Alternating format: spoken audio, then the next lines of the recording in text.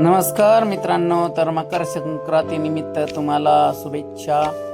आम्ही आलोय पतंग घेण्यासाठी दिंडोरीच्या एका दुकानामध्ये आणि आम्ही इथे बघा आलेलो आहे। आमचे कार्टून इथं बघा एकदम खुश झालेले आहेत आणि कोणती पतंग घ्यायची हे विचारत आहेत। इतर मुलं सुद्धा इथं आलेली आहेत पतंग घेण्यासाठी आणि इथे खूप साऱ्या पतंग आहेत। 70 रुपयाच्या 10, 100 रुपयाच्या 10 अशा, 100 रुपयाच्या 10, 200 रुपयाच्या 10 अशा पतंग वेगवेगळ्या प्रकारच्या आहेत। तर इथं विमानाची पतंग आहे, त्यानंतर पक्ष्यांची पतंग आहे, राक्षसाची पतंग आहे, विविध चित्रांच्या पतंग या ठिकाणी आपल्याला पाहावयास मिळतात।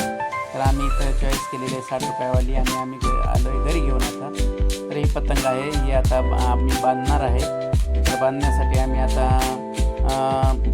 मदत घेणार आहे दुसऱ्याची। तर इथं आता बांधून आम्ही आणि वरती गच्चीवर उडवायला जाणार आहे। परंतु मित्रांनो, आम्हाला आता हे पतंग उडतात की नाही, कारण पहिल्यांदाच आम्ही उडवतो या पतंगी। बघा, उडवण्याचा आम्ही प्रयत्न करतोय। बघा, हे बघा उड्या मारतायत, परंतु यांची एकही पतंग उडत नाही। मी पण उडून बघितली, पतंग उडत नाही। ती बांधायला चुकली का कसं झालं ते आम्हाला कळत नाही।